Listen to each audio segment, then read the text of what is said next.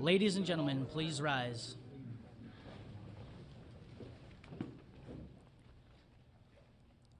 It is my privilege to introduce the Assistant Secretary of Defense of Public Affairs, Dr. George Little.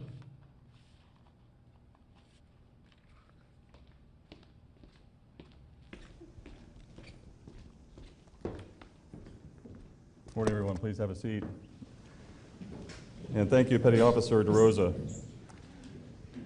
I'm grateful to Ray Shepard, the Defense Media Activity Director, and Colonel Jeremy Martin, Commandant of the Defense Information School, for inviting me to speak today and making this event possible. And I appreciate the time you're all taking to be here. It's great to be back up at Fort Meade and speaking at DMA's Studio 1. If you're here for a classified briefing, you're on the wrong part of the base. If you're here for the course on the origins of unpopular words, you're in the wrong classroom. Not to spoil today's lesson, but the word of the day is sequestration. This morning I'd like to share some overarching thoughts about our public affairs community and our mission going forward. And I'd like to begin by thanking all of you in the Department's public affairs community for the great work you do to make sure that the American people know that what our military and civilian agencies are doing to keep our nation safe. You are all part of a dynamic, professional public affairs community that I am proud to lead every day.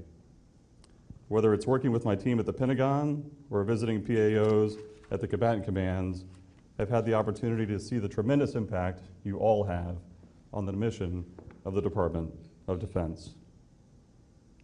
A quick shout out to one person who has made a tremendous impact over the course of his career. For the past 21 years, Master Sergeant Jeremy Locke has exemplified hard work, most recently serving as a chief photographer for Ameren magazine. Master Sergeant Locke, thank you for your service and good luck in your retirement. Give him a hand.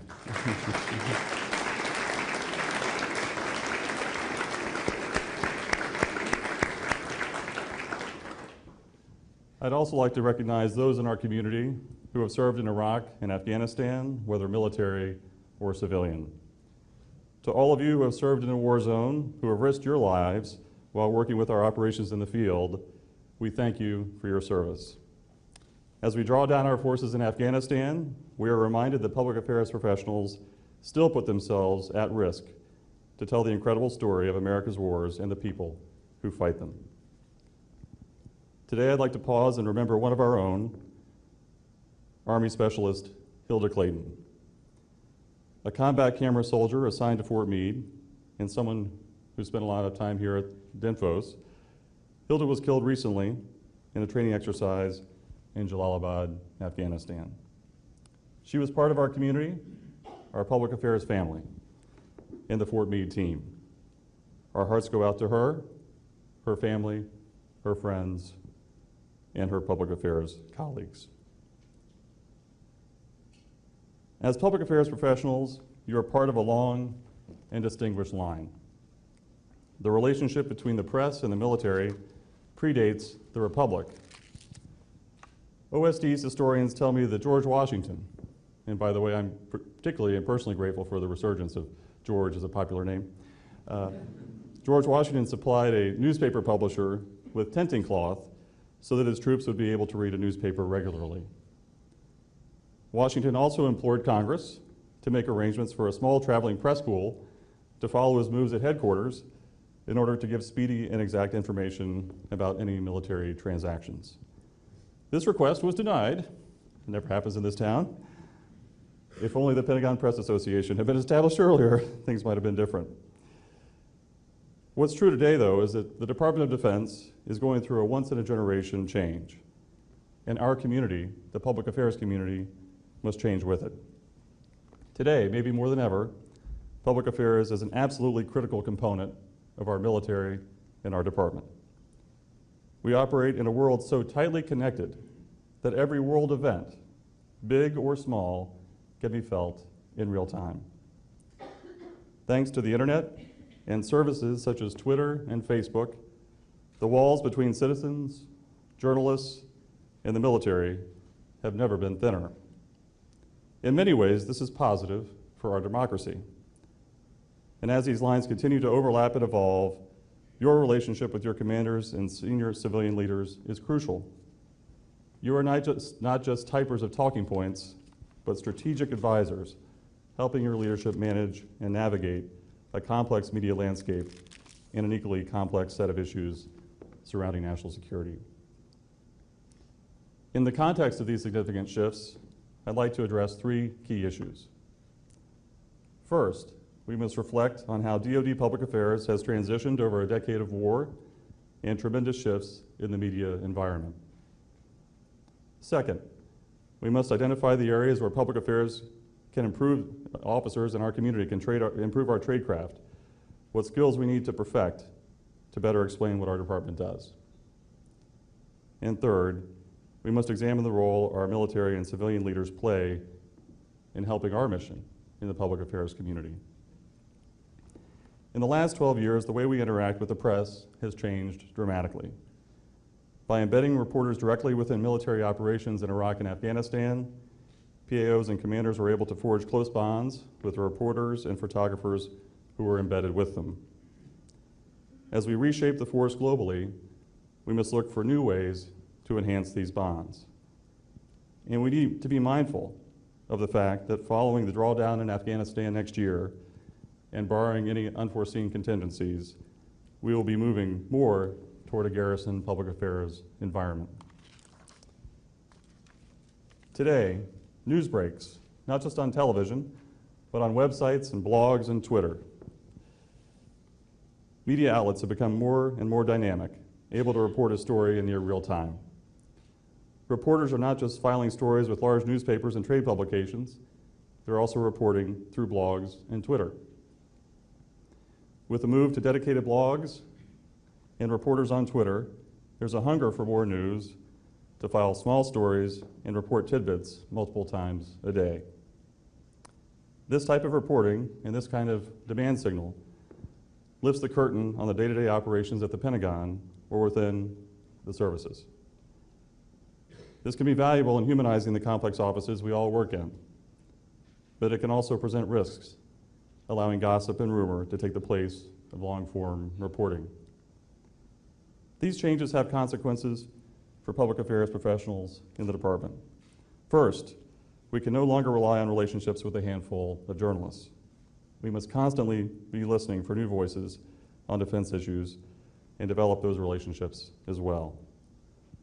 A new blogger might end up being more influential than traditional outlets in some cases. If we aren't talking to him or her, we are missing a potential opportunity to inform the American people.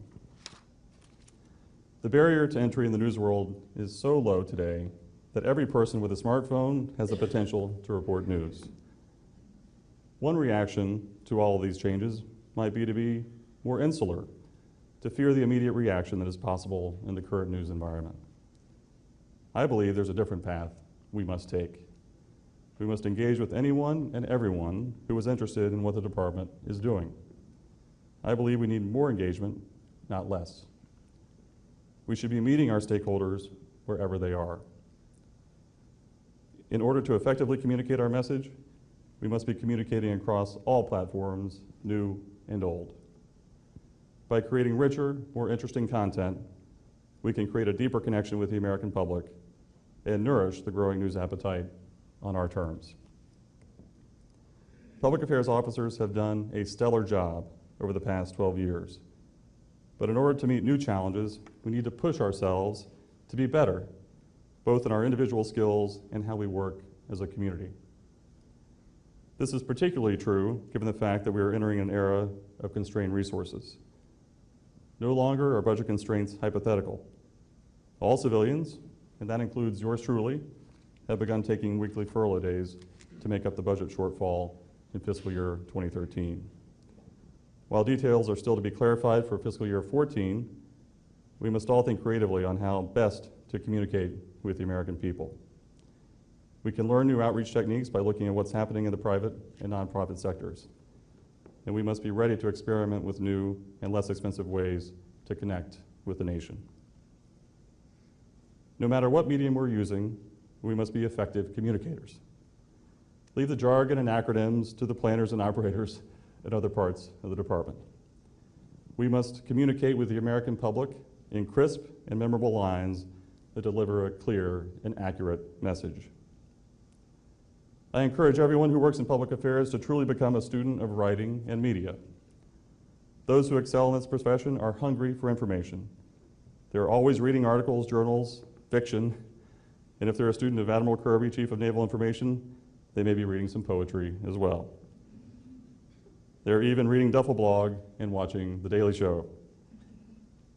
The more you can understand the media business, not just the military media business, the better you will be at your jobs, and the more successful you will be at communicating your message to the American people. Read the op-ed columns, read the sports columns, understand what lines connect with the reader, understand what headline you need to grab their attention.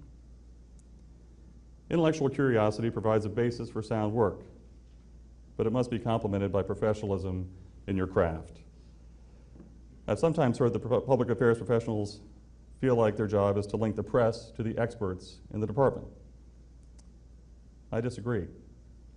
It's important for us as public affairs professionals to gain a firm grounding in the substance. You must all aim to be experts of your beat, whether it's the aircraft carrier you're stationed on, the FOB where you're deployed, or the issue area you're covering in my press ops office. You must know your issues inside and out. You must know more than the reporter that is asking you questions, and you must know to be able to communicate on equal terms with the commander you serve. You must always be willing to be the spokesperson and to shape the story yourself. Part of the job in public affairs is to provide context, help the public understand what we are doing, why we are doing it, and how it fits into our larger strategy. I've already talked about how we can reach more Americans, but expanding our reach is meaningless if we are not explaining our issues in a clear way and in terms the public can understand. It's not just us. Commanders and senior civilian leaders also have a role to play as we move forward. Well-read and practiced PAOs must still operate in the larger DOD community, and PAOs need the institutional support of their military service. For years now, we have pushed the services to cultivate first-rate PAOs, and we have many of them. While there's been progress to improve the training of our public affairs officers, I believe the services must do more. In particular, they must see public affairs as a place for their best and brightest. They must provide the tools to turn young PAOs into strategists who understand all facets of public affairs. There needs to be more opportunity for PAOs as they progress in their careers, upward mobility, and incentives for talented officers. We are losing too many talented 05s because they see no path to long-term senior advancement. This is a problem that we will all need to grapple with, and I hope that the services will agree with me. For the services have a proud heritage of excellence in their public affairs offices. The Army Public Affairs Office was founded by none other than Douglas MacArthur, then a major in the United States Army. And not to be outdone, the Air Force Public Affairs Office can count at least one commander-in-chief as their own. After a stint in the cavalry, Ronald Reagan worked in the U.S. Army Air Force's 1st Motion Picture Unit. Looking to the broader military community, all leaders must understand the role of the press and the importance of working with the media. And we cannot hide our bad news stories. Bad news gets out one way or the other, and we must come to terms with telling the bad stories as well as the good. When bad things happen, the American people should hear it from us, not as a scoop on the Drudge Report. Unlike many fine red wines, bad news does not get better with age. This requires commanders to change how they view their relationship with the press in some cases. All commanders need to be open and honest with the press. Great military leaders of the past have echoed this sentiment. At the end of World War I, General Pershing wrote, and I quote, "The national defense is the ultimate mission of the Army, and a proper presentation to the public is one of the important duties of the officers of the Army." In World War II, as General of the Army, Eisenhower knew this and ordered his subordinate commanders to be open to the news media. insisting that reporters, quote, should be allowed to talk freely with officers and enlisted personnel and to see the machinery of war in operation in order to visualize and transmit the conditions under which the men are waging war. Commanders must work with reporters and understand that their reporting has a real effect on the public's opinion of the military. Public affairs professionals, especially in periods of turbulence like we're facing right now, plays a critical role in educating their senior leaders to create and execute a communications strategy. PAOs must be that conduit between commanders and the media. They must likewise be unafraid to speak truth to power. When I'm out talking to troops and public affairs professionals, I always say our PAOs need to be senior advisors first and public affairs officers second. They need to be a trusted member of their commander's inner circle, providing counsel for regular public engagement and engagement during specific moments of crisis. This also goes for PAOs who support civilian leaders in our department.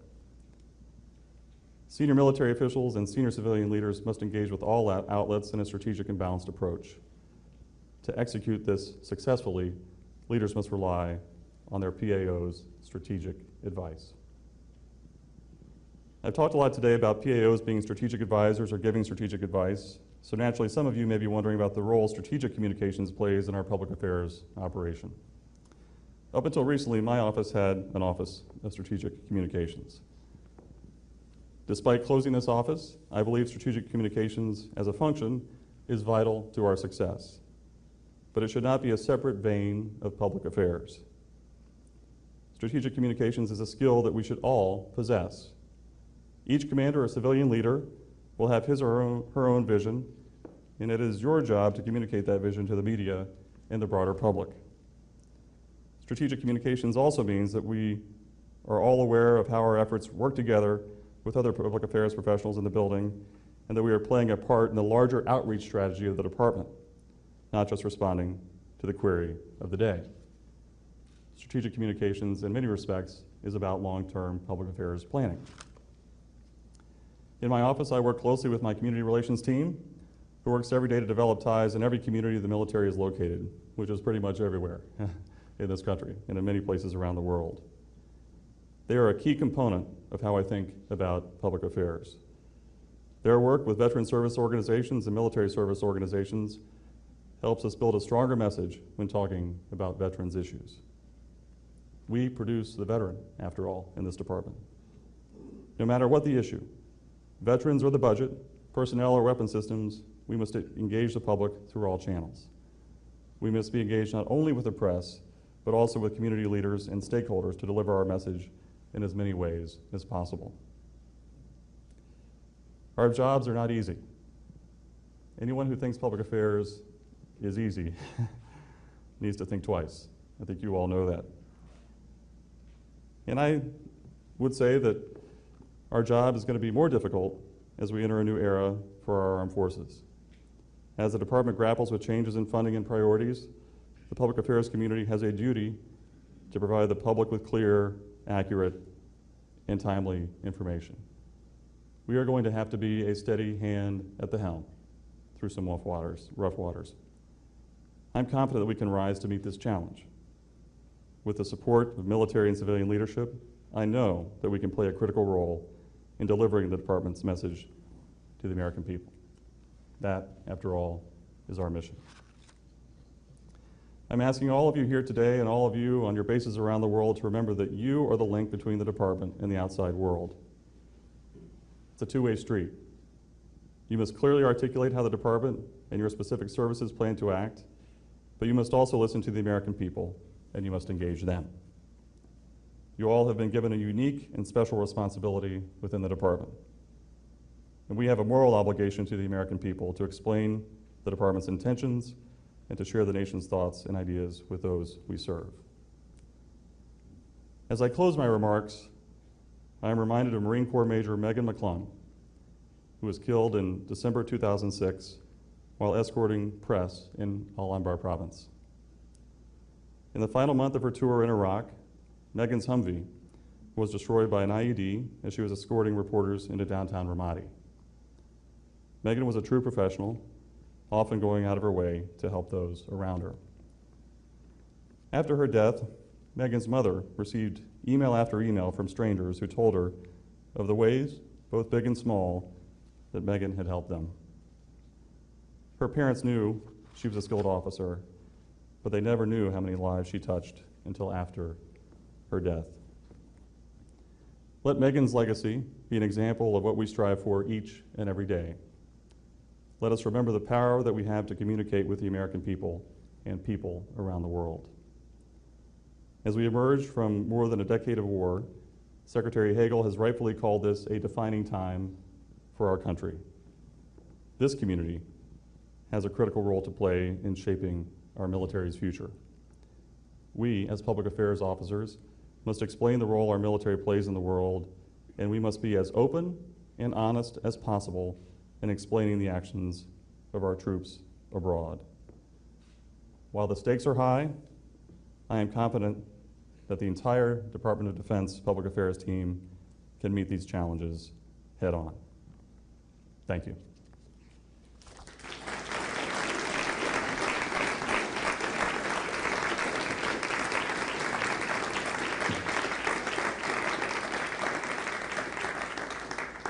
Thank you again for being here today, and I'd be delighted to take some questions.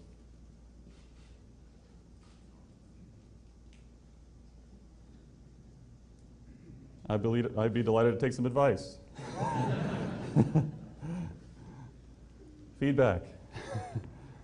Please. We'll start with the Associated Press.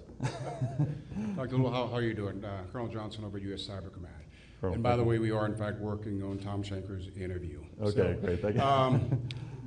We get a lot of feedback over there because I'm on the Title 10 side of U.S. Cyber Command and NSA Title 50. So,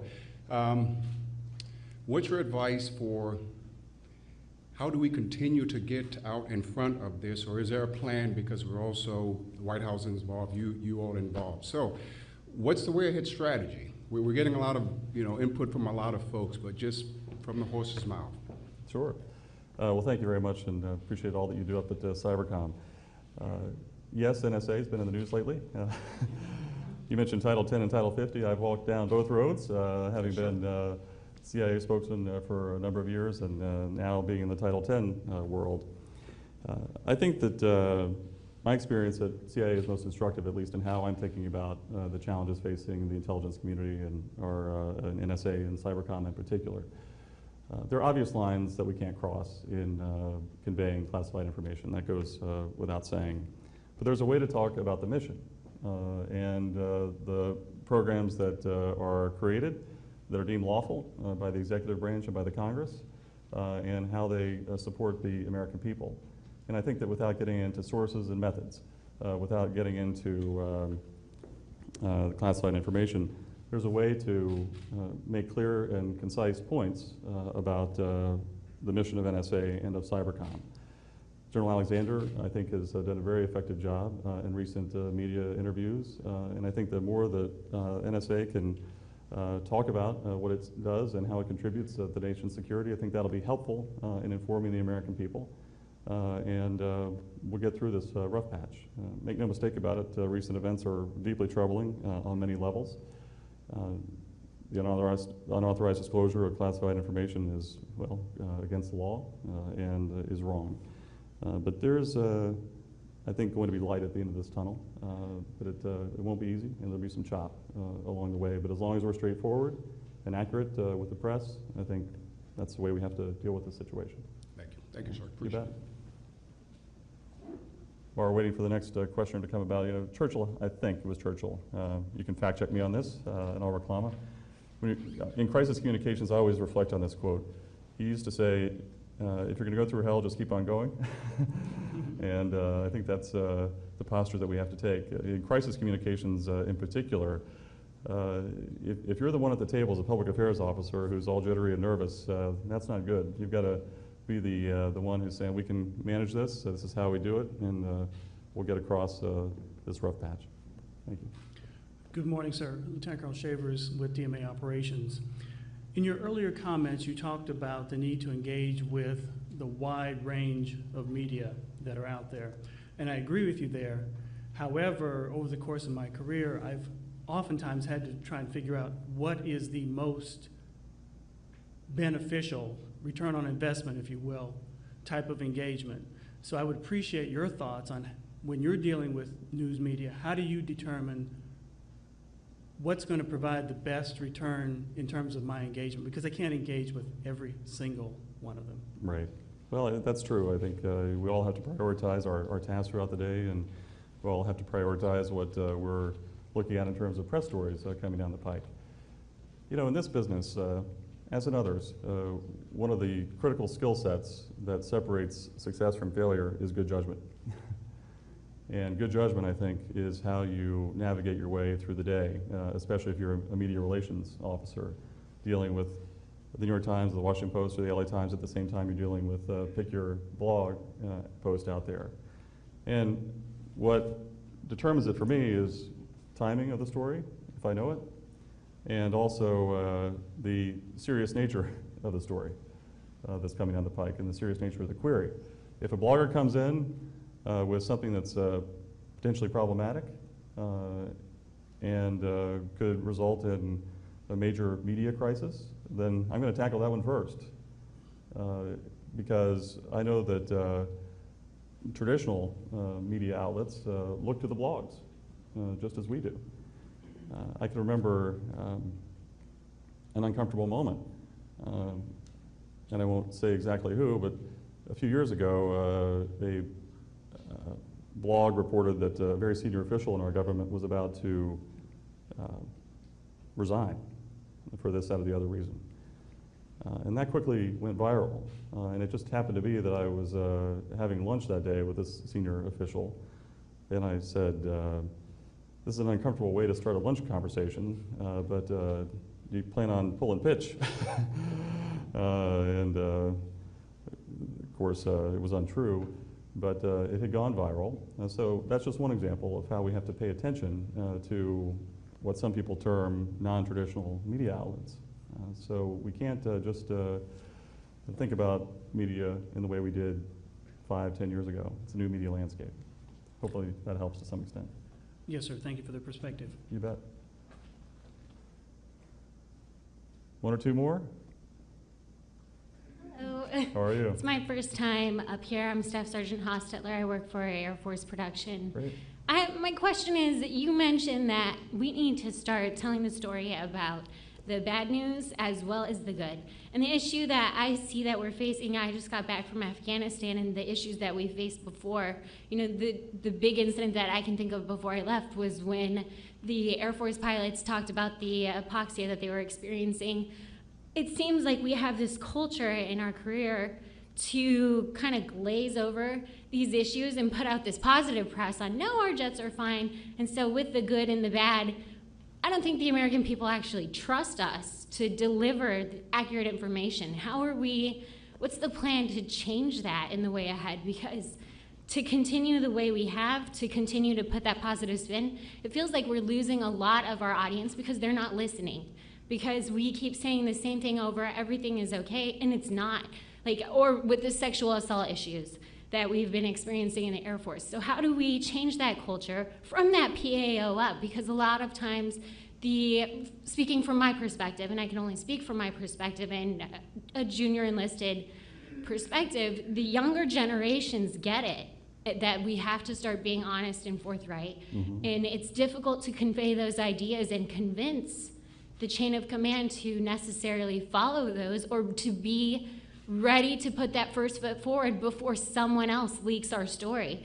Is there a plan to kind of change the way that we think? Because as it is, a lot of people, from what I can see, are going through with it. We're putting out mindless propaganda, is what some of us feel that we're putting out, and that what the American people feel that we're putting out. So how do we change this? Thank you for a very good question, and thank you for your recent service in Afghanistan.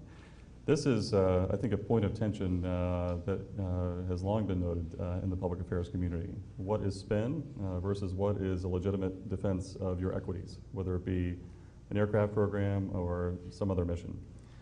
My perspective on this is that we should not think in terms of spin. I'm not a big fan of that word, and it's something I try to avoid.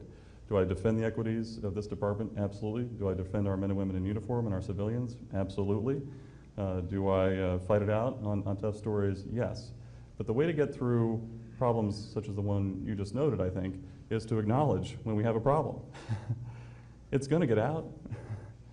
So let's be straightforward about it. Let's be accurate, and let's show a plan for how we're going to get through the problem. You mentioned a very good topic, and one that has attracted, appropriately so, a lot of media attention recently, and that's the issue of sexual assault in the military. Secretary Hagel, I think, has done a very good job of acknowledging the fact that we do have an issue inside this department. And he's termed it a cultural issue. And we need to show that, yes, we have this problem, and here's what we're doing about it. Because that's how you get yourself out of a tough spot. In your personal life, you have to acknowledge it first, and then take action. And it's the same thing for public affairs professionals. We have one of the highest ratings in terms of institutions in this country. The U.S. military does. Recent public opinion poll, I think I saw some facts coming out of DMA, in fact, that supported that. And in order to maintain that legitimacy and our credibility, we have to tell it to the American people as straight as we can.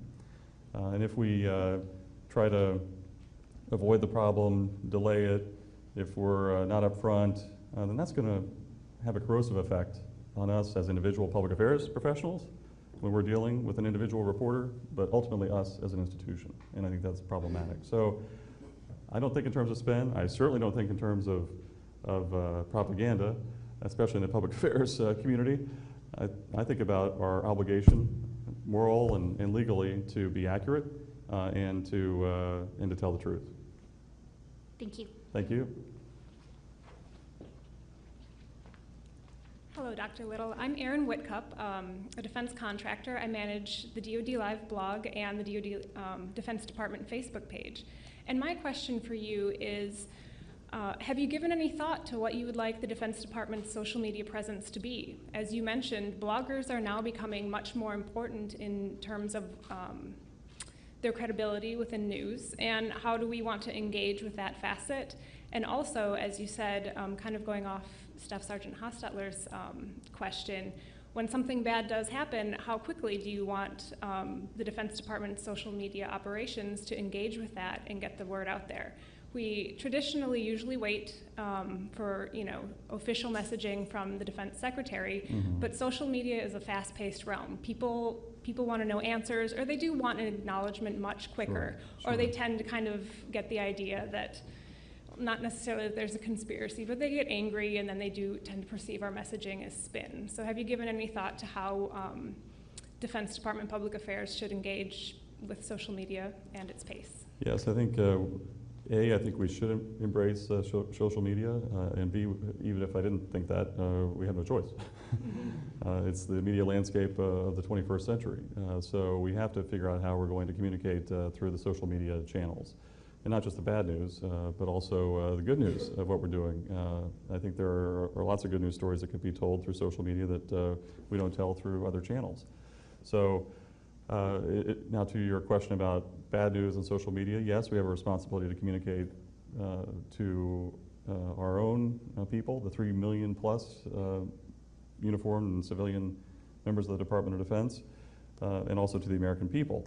Now, when it comes to bad news, sometimes we have to do this in a structured way, I think for good reason. We have to notify Congress. We have an obligation to our oversight committees. They don't like to be surprised by bad news. So we have to go through the proper channels, I think. But ultimately, we have to be timely in how we communicate bad news, and I think that's the point I'm trying to get at. And social media, I think, is one vehicle to accomplish that goal. Thank you. Morning, sir. Morning. Second Lieutenant Justin Phillips from Jacksonville, Florida, 125th Fire Wing. I'm the newly appointed PAO there. Great. How would you recommend... We just had a good time with the Secretary down in Jacksonville. Sir? We just had a good time with the Secretary in Jacksonville. Oh, yes, sir. Awesome. Thank you, sir. You bet. How would you recommend going Jaguar back... fan? Sir? Jaguar fan? Somewhat more of a University of Florida fan. Oh, okay, all right. Go Gators. I'm sorry to hear that. Good with the bad, sir. My wife grew up in Miami, so I went to UVA, so Okay. I'm a Virginia football fan. It's been a rough patch for us, but Yes, sir. anyway, go ahead with your question. This is what I try to do. I at commend press you for conferences, deflect. admitting that, sir. Okay. Sir, as a young, inspired lieutenant going back to a command, I'm prior enlisted, newly appointed to the PAO position. It's so easy to be amongst fellow PA representatives and get so inspired at how important it is to the success of our mission. How would you recommend going back to a command and re-emphasizing and, for better words, convincing our leaders that it is so important to mission success? Going back to a fighter wing where, you know, flying those birds is the most important thing on their mind. How would you recommend approaching that? That's a good question. I think it's about having conversations at whatever opportunity you can, whether it's in the chow hall or in the commissary or as you're walking down the street on the way to your car. That's how we're going to get this message across. There are some in government and in the private sector, for that matter, who view PA as a quintessential support function. And you bring in the PAOs when all else fails. That's problematic. And I think that's the point I was trying to get across today, was that public affairs is mission central. It's mission critical. And it's better, if there's a problem especially, to be involved in the conversations and to have awareness early on. And then to get out ahead of it, so that we're not just the public affairs ordinance disposal unit at the end of the day. That's not our job. Our job is to help coach our military and civilian leaders through some tough times when it's a tough story. So I think it's about engaging. I think some inside the department and elsewhere think that public affairs officers or a branch office pick your newspaper or wire service. That's not correct. We know our role. We know our job. It's to represent the men and women of this department. And I think if you can come up with some tangible examples of where bringing in public affairs early helps and is a strategic player at the table, and some examples where public affairs is brought in later and it didn't work out so well, then I think that can help draw some compare and contrast scenarios that might resonate with senior leaders. Thank you very much, sir. Thank you. One more question. Good morning, sir. I'm morning. Sergeant Piper. I work over in Army production. Great. And where are you from? Ohio originally, Okay, but all right. it's been a while since I've been there. Okay, all right. My- He's my- trying to get past the sports questions, I think. And you root for? Pick your team? Don't really have one, sir. Okay, all Not a right. sports Okay, fan. that's a safe answer. My question, sir, it revolves around our communication to the internal audience. Yes. And I was just kind of curious to find out what direction do you think we should go as, you know, we interact with base newspapers, through Yeah. the blogs, you know, the myriad of ways that we're approaching our internal audience. What do you see for the future? There will always be a central role for internal communications to play inside the Department of Defense. Your base newsletter or a newspaper and all the broadcast means by which we deliver messages to our troops and civilians overseas, especially, critical. So there's no doubt that we have to view internal communications as mission central and mission critical as well. I would note that in today's day and age, I don't see a whole lot of difference, frankly, between external and internal communication. So we have to be mindful of that fact because what we say generally gets out. And that's okay. That's fine. But we need to be aware of the fact that what we say, quote unquote, internally could have external impact. So that's one thing that I would just leave you with. But bottom line is we have to communicate internally. As I told the Secretary of Defense recently, 1 out of every 100 Americans works for you. That's a large number, 3 million people. I joked with him that that's twice the size of the state of Nebraska, or thereabouts, where he's from.